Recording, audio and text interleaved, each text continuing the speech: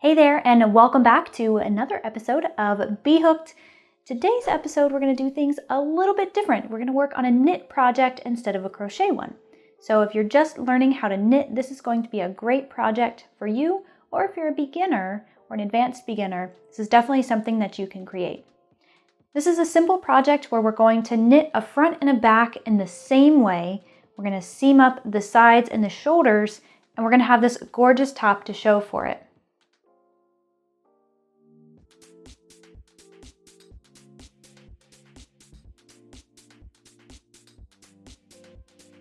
So you can find the written instructions for this pattern over on my website. You can find that linked in the video description below or up in the top corner of your screen.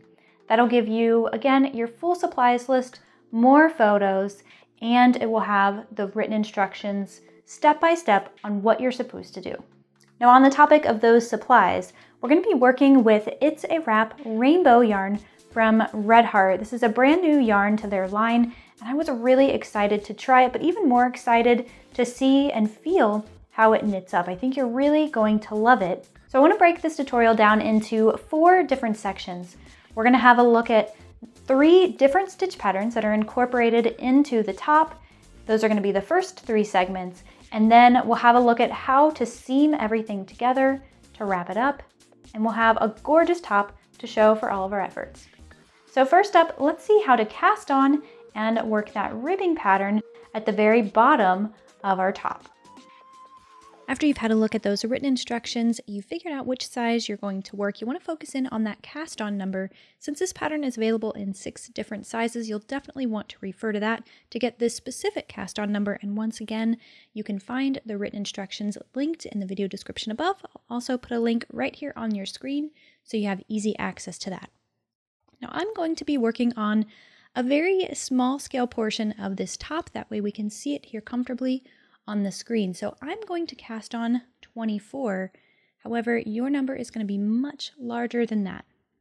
So I like to work the long tail cast on, and as the name implies, you want to get yourself a long tail.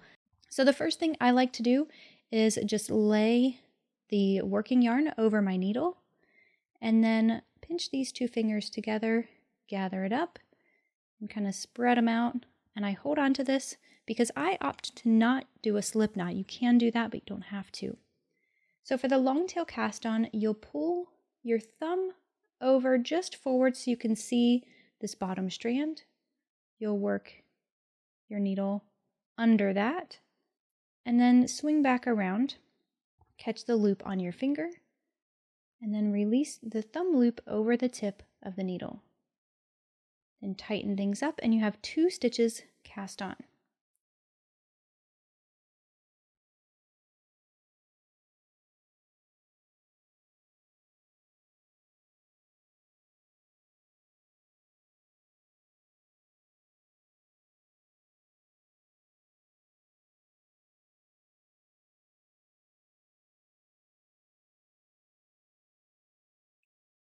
After you have all of your stitches cast on, we're just going to turn our work over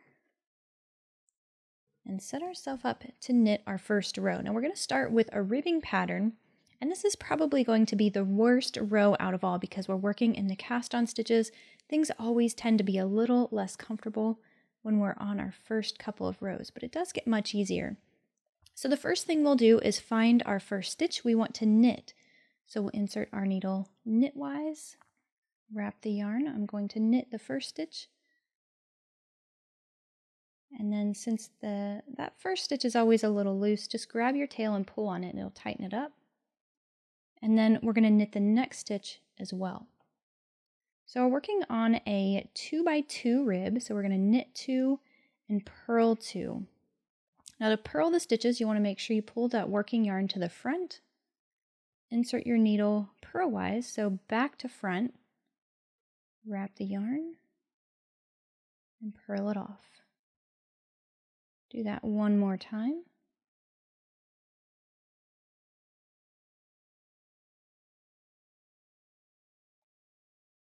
And that starts the repeat. We'll knit 2, so pull the working yarn to the back, knit your next 2 stitches,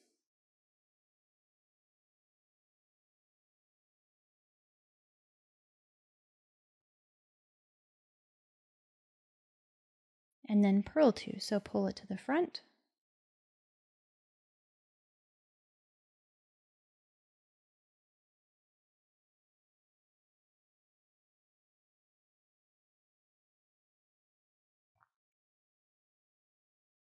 And we simply need to repeat that until we get to the end of our row.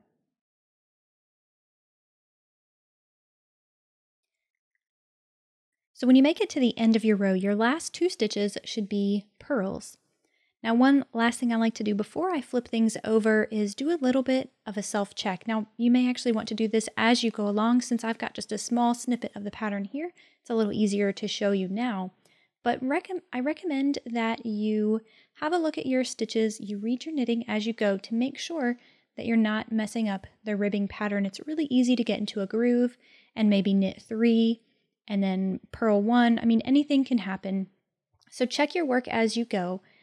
When you're looking at your work like this, whenever you see these little bumps, those are purls.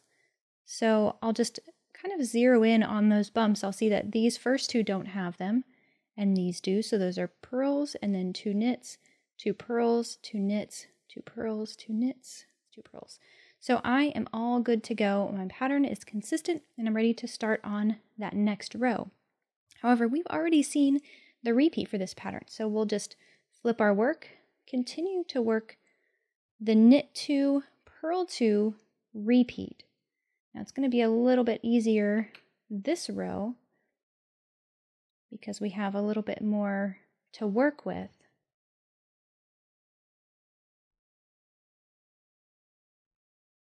We'll knit 2,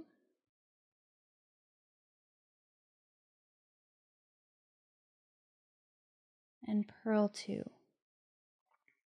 So this repeat is rather short.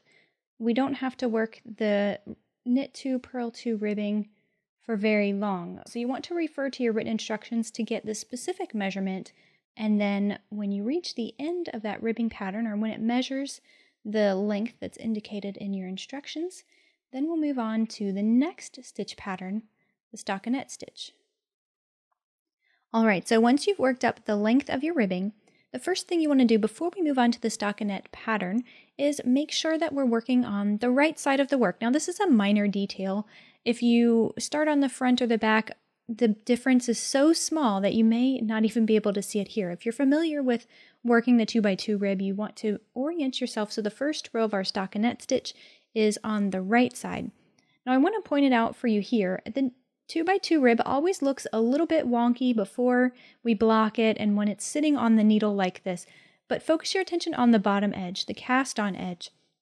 See how it looks on one side and then flip it over and see how it looks on the other side. So what I did was I worked my knit 2, purl 2, that ribbing pattern, so that when I flip my work, I'm looking at the right side, or this cleaner edge.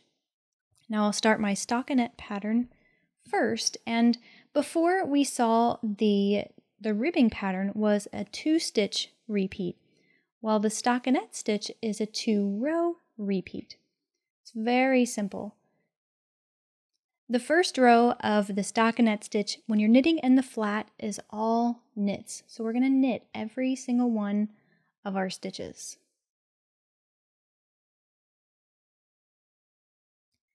Now when you've made it to the end of the first row of your stockinette stitch pattern, we'll just simply turn our work and we're set up to work row number 2. So row number 2 of the stockinette stitch pattern is all purls. So I like to stick my needle in underneath the working yarn, coming back to front. That way I have my working yarn on the right side, since remember we have to have it at the front when we purl. So it looks like this. This first stitch is always just a little bit difficult. We'll purl that stitch and then it gets much easier from there. So in row number 2, we're going to purl every stitch.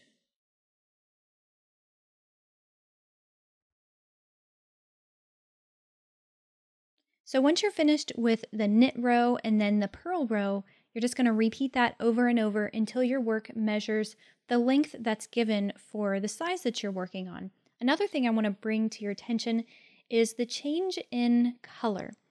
Now for all of the sizes, you can't work a top with just one ball of yarn. So what I did for mine is I played with the color variations a little bit so that I could cycle through all of the colors that were from my given colorway.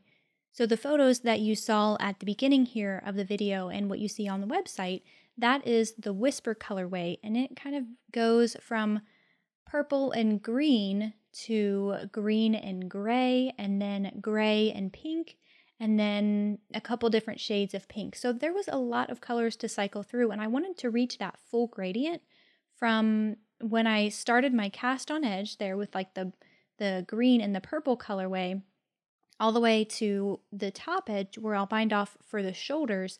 I wanted that to reach the very last color. So what I did was, honestly, it was a lot of guesswork, and I just took out sections after I reached certain points. Now I was able to find the pattern within that specific colorway so that basically each color transition happened for a certain measure, a certain length. Now you may be working on one of the different colorways. Maybe it has fewer variations. Maybe you're working on just the regular It's a Wrap where it's a little bit more striped, and you probably won't have to deal with any of this. But just know that you can play with color a little bit here. You don't have to just let it cycle through half of your skein, because let's say you like the color that's on the end of the ball and you want to get to that point. All you have to do is roll up a ball. You can save that yarn for later and just take your best guess at how much to remove and continue knitting from there. Now once again, since I'm working on just a micro version of the pattern, you'll want to make sure that you check the written instructions so you get that specific length for the size that you're working on. When we meet back up, we'll have a look at how to alter the stitch pattern just slightly for those armholes, and we'll be well on our way to finishing our first panel. After you've worked that stockinette stitch pattern over and over and your top measures the proper length as indicated in the instruction for the size that you're making, the next little repeat is for the armhole, and it's mostly the same as the stockinette. We're just going to do something very different on either side. That way we can kind of combat this rolling effect that we get.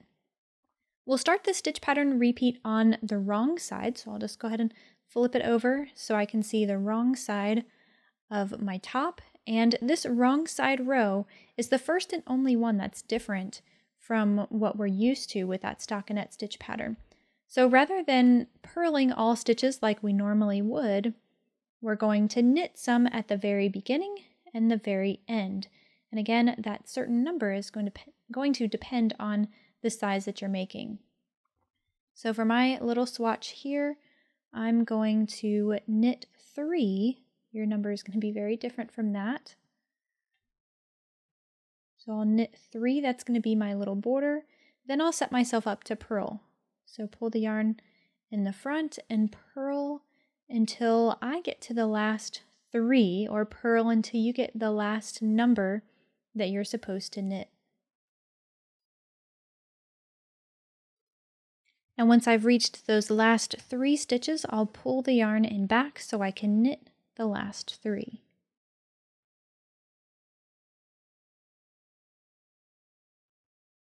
So what this does is it creates a garter stitch on the side. So I'll have 3 garter stitches on either side for the armhole. So when I flip it over, row number 2 is going to be worked the same as we're used to. So row number 2 of the armhole repeat is to knit all stitches, including those first and last ones. It'll work out so you still have a garter stitch ridge, and in the middle you'll still have that stockinette pattern.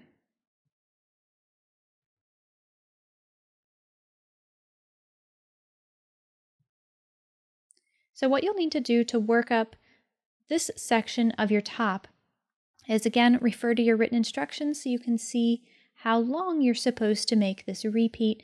It's going to be different depending on the size that you're making. The next thing we'll cover is how to do the last little bit of the top. So basically what we see up at the shoulders, and then we'll cast off. So here I have my tiny little top here. I've got a few stitches, or a few rows rather, of the armhole that repeat, and here you can see how the garter stitch looks a little different on the edge, and you'll also notice that it's not wanting to curl like it is down here for the stockinette. That's the purpose of adding that little detail. And the last thing we want to do is work on the garter stitch repeat, and this is going to be seen right up at the shoulder seams.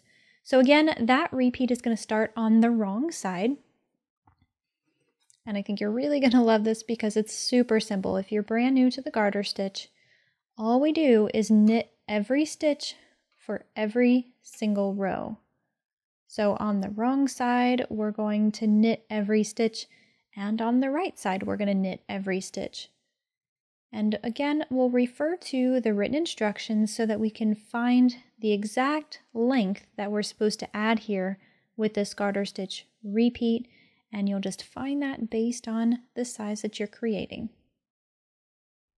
After you've worked that garter stitch repeat a few times, then you'll really start to see that nice bumpy texture, and once you've worked the repeat until the pattern indicates, we're ready to bind off.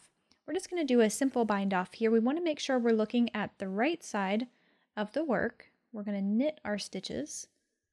So go ahead and knit the first two. That'll get you set up.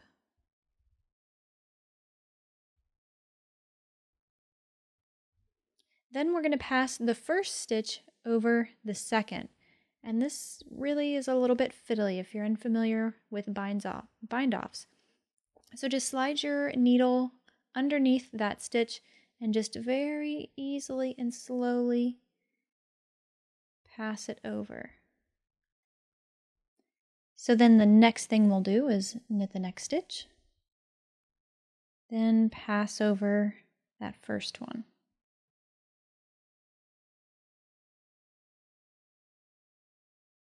And we'll just continue that until we have only one more stitch on our needle.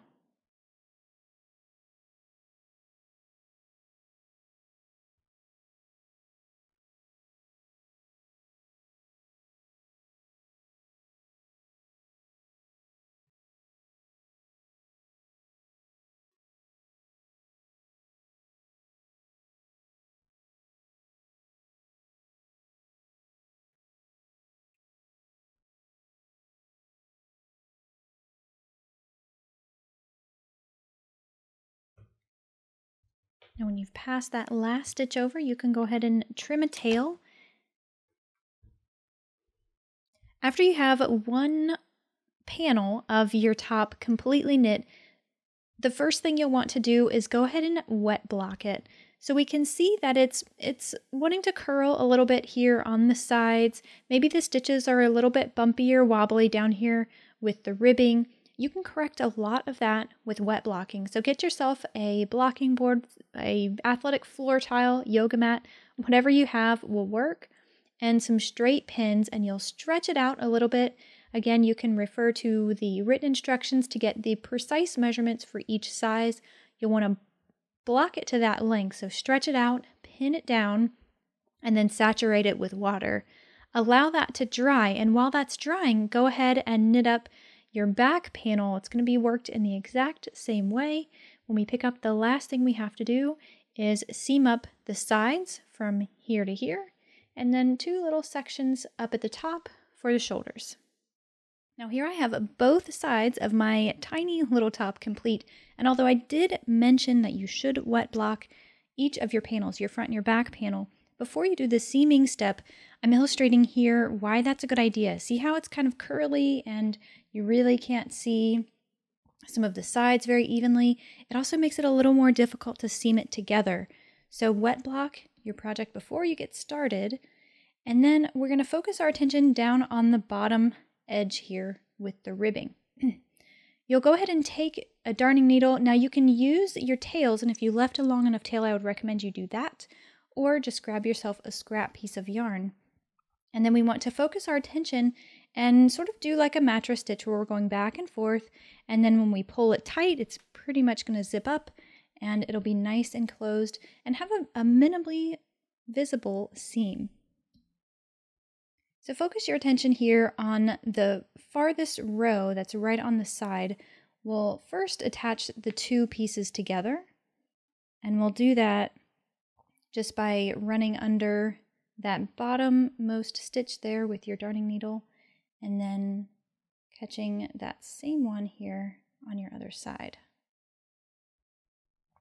Now from here, the idea is to go up, then over, up, then over, up, then over, up and over. And we'll keep doing that until we get all the way to the top. Now the tricky part here is knowing exactly where to put your needle. So find that next row up, and if you look in between the V's, or actually just kind of poke your needle in under those V's, then you'll find the bar that sort of bridges those two together. So that's the V, stick your needle in between it, and you'll find that little bar. Now I'll find that next row up here on the other side, find that bar and stick my needle in there. Find the stitch where your yarn is coming from right now. You'll go up one row, catch that little bar,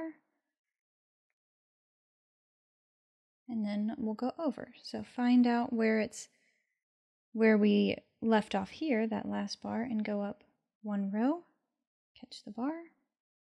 Now you're kind of seeing the trend. This is what we're going to do back and forth all the way until we get to the armhole seam, or basically where we transitioned to those garter stitches. So go ahead and work your seam all the way up to that point. All right, so now here's the fun part. When you have all of that woven and stitched back and forth, if you haven't done this already, we'll go ahead and just hold this down, pull on this working strand there, and it'll close everything up. You kind of have to pull a little tight. Now don't pull it out the bottom side, that would not be good.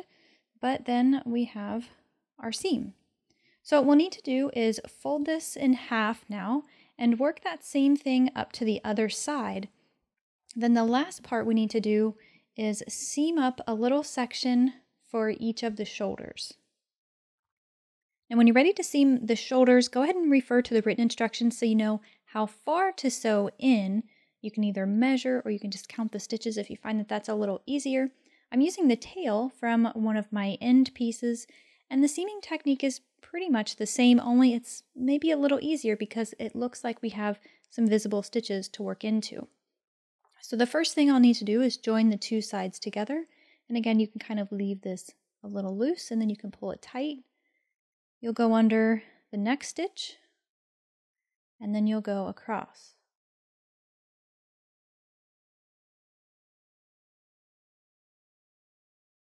Then go up one stitch.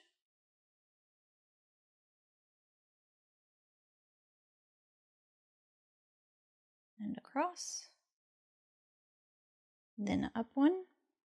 Now this is just one seaming technique too. If you have a certain technique that you like, then by all means do whatever you're most comfortable with.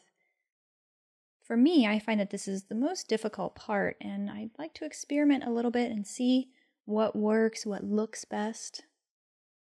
This is one of those techniques that I feel looks pretty good right now. Is it perfect? Nope, it's definitely not perfect, but it does get the job done. Now once you've sewn in as far as you need to, again, we can just pull on this strand. That'll tighten it up. And the last thing we'll need to do is just weave in all of our ends. Now I do recommend that you weave them in on the wrong side of the work. And to demonstrate that briefly, this is my tail I just sewed into place. I'll work it down just so I can get it away from that opening, as that really is going to be exposed. That'll be the part that's showing around our neck. Go into that little ridge there. And then just find you a nice row of stitches. This garter stitch row works really well, and just kind of circle your needle around so you're working around those stitches. It helps to hide it a little bit better. And once you get that worked around that one row, then I'll jump down to the next one.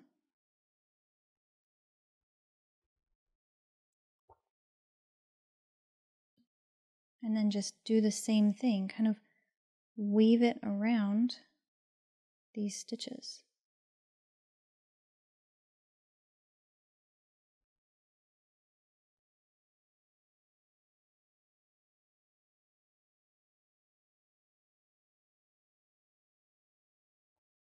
Now, of course, you'll just want to weave in the rest of your ends.